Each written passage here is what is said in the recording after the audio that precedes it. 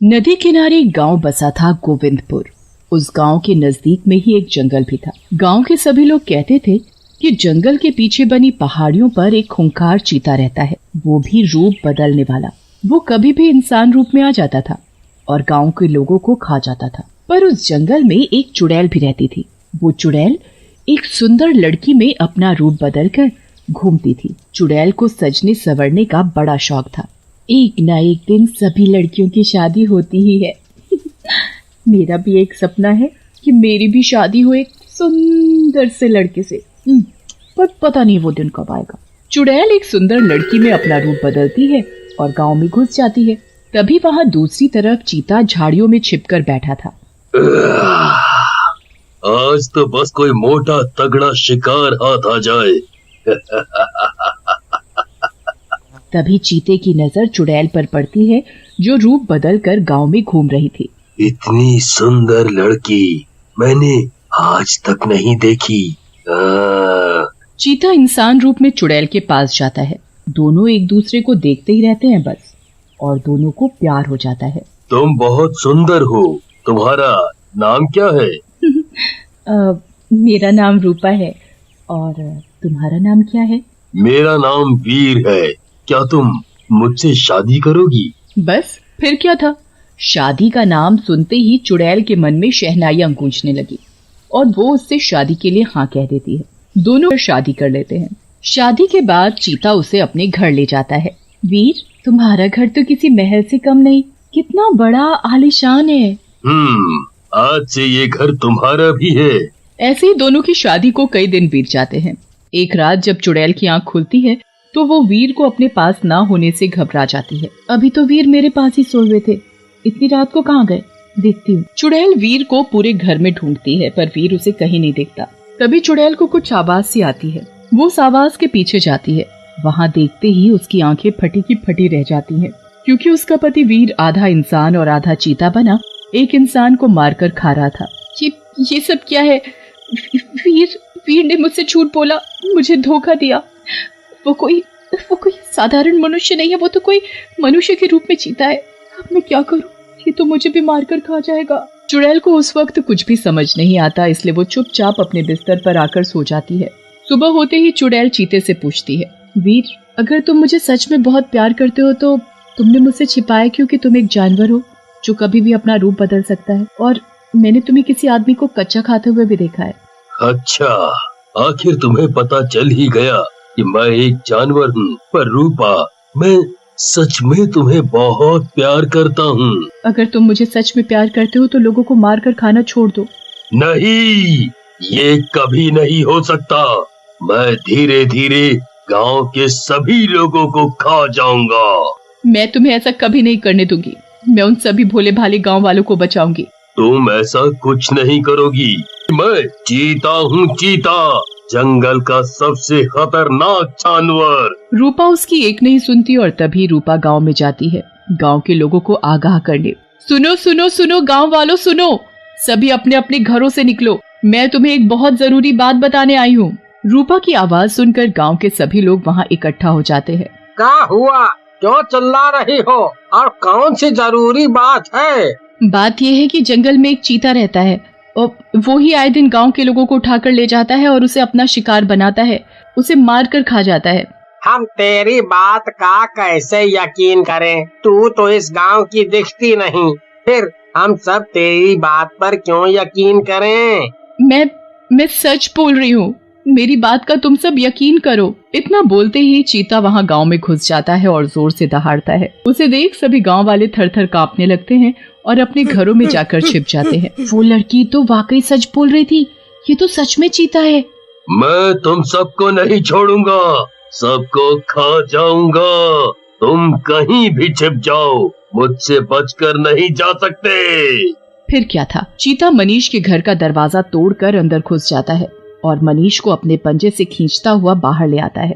बचाओ बचाओ, कोई तो मुझे बचाओ, छोड़ दे ओ चीते, मैंने तेरा क्या बिगाड़ा है? चुप कर, नहीं तो अभी खा जाऊंगा। मैं कितना ताकतवर हूँ, मुझसे ताकतवर यहाँ कोई नहीं है। मैं यहाँ रोज आऊंगा और रोज एक आदमी को खाऊंगा। छोड़ दो उसे, नहीं तो अच्छा नहीं होगा। तुम मेरी पत्नी हो, पत्नी कभी अपने पति का बुरा नहीं चाहती। सभी गांव वालों को पता चल जाता है कि ये दोनों पति पत्नी हैं। अरे गांव वालों, ये दोनों तो पति पत्नी निकले। ये सब इन दोनों की कोई चाल लगती है। एक फंसाता है और दूसरा उसे मार कर खा जाता है। ये गांव वाले मेरी बात पर बिल्कुल भी यकीन नहीं कर रहे। ऐसे तो वीर उस आदमी को खा जाएगा। अब मुझे ही कुछ करना पड़ेगा। तभी चुड़ैल अपने असली रूप में आ जाती है। वो साधारण लड़की से चुड़ैल रूप में आ जाती है। उसे चुड़ैल रूप में देखते ही चीता मुंशी को अपने पंजे से छोड़ देता है।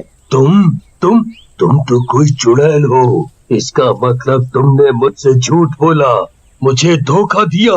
तुम्हारे इस रूप के पीछे ये घिनौना रूप छुपा था। तुमने ये अच्छा नहीं किया मेरे साथ। हाँ, वो मैं चुड़ैल। तुमसे पहले मेरा फर्ज गांव वालों को बचाना है। तुम्हें मैं किसी भी मासूम को खाने नहीं दूंगी। मेरे मुंह को इंसान का खून लग चुका है। इंसान से ज्यादा स्वादिष्ट कुछ और नहीं है। चीता चुड़ैल से ज्यादा ताकतवर था। चीता घर में घुसकर विमला के 5 साल के बेटे को उठाकर जंगल में ले जाता है। मेरा बच्चा, वो चीता मेरे बच्चे को उठाकर ले जा रहा है। कोई तो बचाओ मेरे पिंटू को। कुछ नहीं होगा उसे, मैं बचाऊंगी तुम्हारे बच्चे को। चुड़ैल चीते के पीछे पीछे जंगल में जाती है।